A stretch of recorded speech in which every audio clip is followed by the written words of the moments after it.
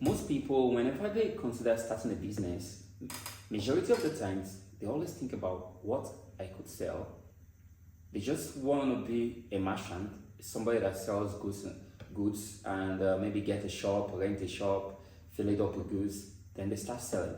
But for me, if you're looking to start a business and you don't have like enough capital, I would suggest you go for a service business instead of like a product-based business. Okay, so I'm going to be giving you some points where I feel like a service business, it's easier to start than a product business because it requires much more of, let's just say, your time, your skill, like your efforts, and just the regular skills that you can actually learn by simply reading books and maybe doing a little bit of practice. You can learn a lot of skills that can help you run a profitable service business.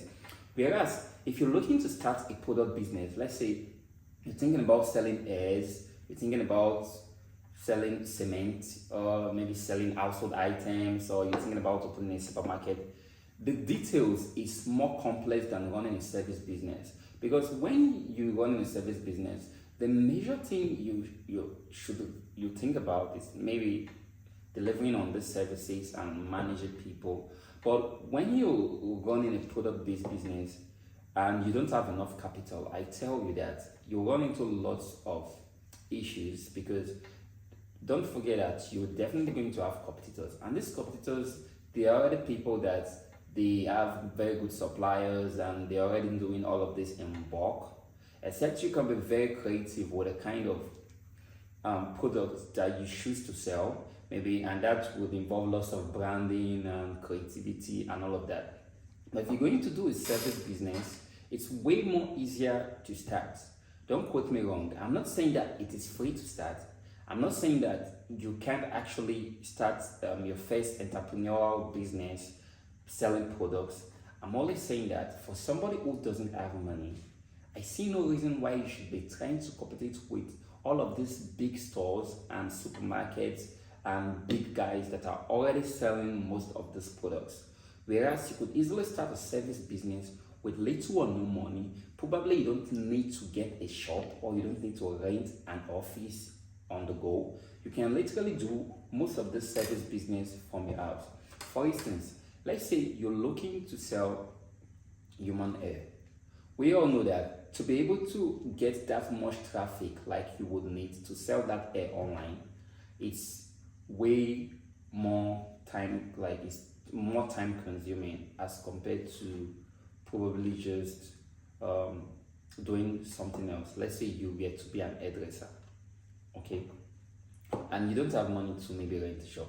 You could start offering what we call home services, okay? And for instance, the amount of money you would need to be an hairdresser is relatively low compared to the amount of money you would need to sell hairs. Let's say, for instance, you're thinking about selling human hairs, and mind you, the only way you could sell human hairs and be able to make a profit and be able to attract new customers, because most of these girls, most of these ladies, they already have people they're buying hairs from. So how can you really make them become your customer? Number one, your price has to be really fair and you have to compete with other sellers based on price. That is the first step and that is the first disadvantage. So based on the fact that you're competing based on price and you're just a starter and you probably don't have the suppliers and the contacts and everything that those big guys they have that's making them sell for that price, trust me, you won't be able to compete with these guys far down the line before you will probably just fall out of business.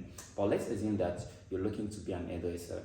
You go to like an hairdressing salon, you learn the skill, let's say 2 months, 3 months, and you're very good at it, and probably you like average level, and you're trying your best. Okay, now you want to become an hairdresser.